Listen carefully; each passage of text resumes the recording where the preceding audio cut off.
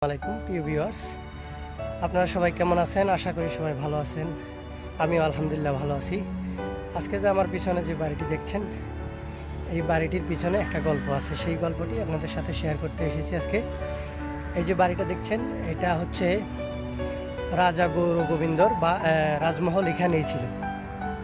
যখন হজরত শাহজালাল রাহিমাহুল্লাহ যখন এখানে এসেছিলেন, নদী পার হওয়ার পরে যে তথাকথিত সুরমা নদী পার হওয়ার পরে উনি পাহাড়ের চূড়ায় এসে যখন আজানের ধ্বনি দিয়েছিলেন, আজান দিয়েছিলেন, তখন আজানের ধ্বনির সাথে সাথে রাজমহলটি ভেঙে চুরমুচার হয়ে গেছিল। তখন এই রাজা এখান থেকে পালিয়ে জন্তাপুর আছে, জন্তাপুর নামের একটা জায়গা আছে জাফলংয়ের পাশে, ওখানে যে ছোট্ট একটা কুটির তৈরি করেন, ওখানে ওনার শেষ নিঃশ্বাস তিনি শেষ ত্যাগ করেন।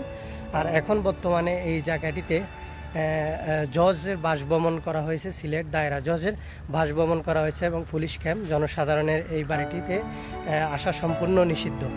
আমি এতটুকু পর্যন্ত আসতে পারছি, বা এর ভিতরে যাওয়া সম্পূর্ণ নিষেধ এবং যাওয়া সম্ভব না। আপনাদের সাথে এটা ভিডিওটা শেয়ার করার জন্য এবং কথাগুলো শেয়ার করার জন্য মূলত আসা। তো বন্ধুরা, যে যেখান থেকে দেখছেন অবশ্যই ভিডিওটি লাইক, কমেন্ট, শেয়ার করবেন এবং আমার চ্যানেলটি সাবস্ক্রাইব করবেন।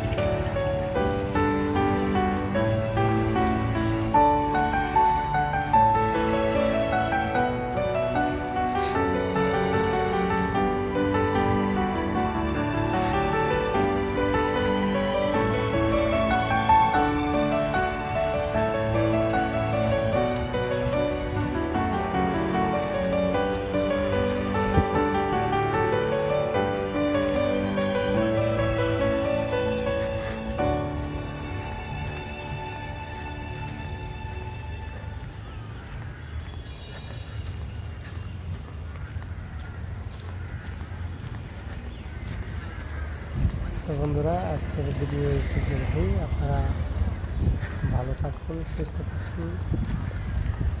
সবাইকে জানাই আন্তরিক শুভেচ্ছা, অভিনন্দন। আমার ভিডিওটি ভালো লাগলে অবশ্যই কমেন্ট করে জানাবেন। কে কোথা থেকে দেখেছেন অবশ্যই কমেন্টে জানাবেন।